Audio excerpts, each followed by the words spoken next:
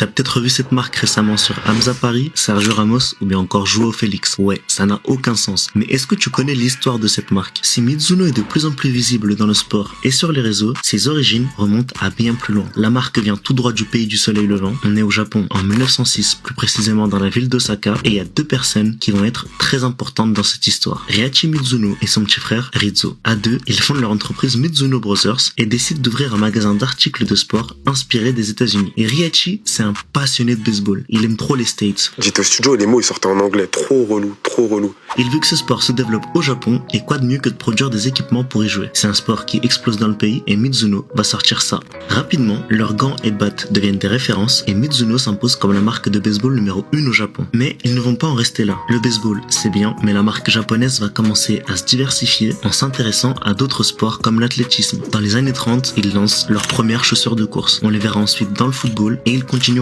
à innover. Sauf qu'il y a un événement qui va marquer une petite pause dans le développement de la marque. Je te fais pas de cours d'histoire, mais on est dans les années 40. Et tenez-vous prêts, Mizuno va construire des avions. Ouais, on est passé de ça à ça. Ils produiront ensuite des raquettes de tennis et dans les années 60-70, Mizuno s'impose sur la scène internationale grâce à des innovations techniques et une qualité de fabrication irréprochable. Mais c'est dans les années 80 que Mizuno deviendra véritablement une marque mondiale et ça passera par l'apparition de ce logo, le Runbird, inspiré de cet oiseau que vous connaissez peut-être.